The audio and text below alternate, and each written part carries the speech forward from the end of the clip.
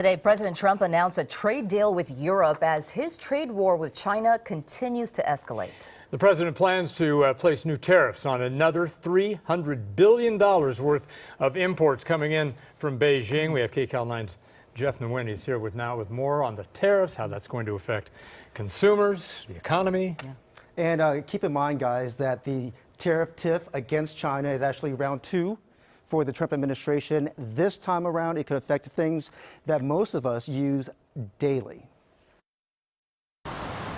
Apple is expected to reveal its latest version of the iPhone next month, but upgrading may come down to new pricing for some customers. Times are rough these days. We count our pennies and we try and save wherever we can. If my iPhone goes up $100 more, I'm going to hate you, Apple, but I'm still going to buy it. That's because the high-end version of the ubiquitous mobile device could cost about $100 more if President Trump goes through with his latest threat to tax products made in China. We will be taxing the hell out of China. That's all there is. Yesterday, Mr. Trump vowed to slap a new 10% tariff on $300 billion in goods imported from China starting September 1st, unless there's progress made in stalled trade talks between the two countries.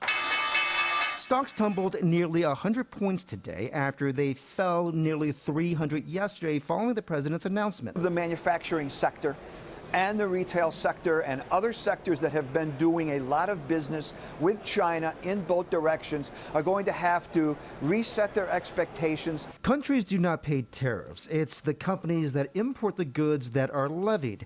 The cost is often passed on to consumers, which the Trump administration is downplaying. Any consumer impact is very, very small. The tariffs are not being paid for by our people. It's being paid for by China. The tariffs would affect consumer products like clothing and shoes, along with electronics.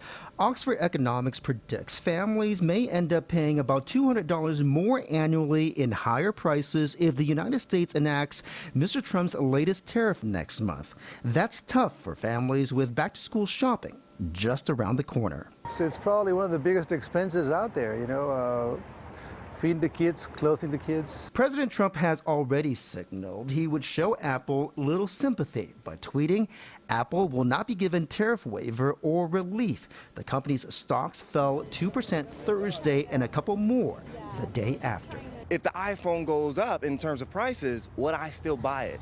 Of course. Raising tariffs or for electronics, it's not good for anyone.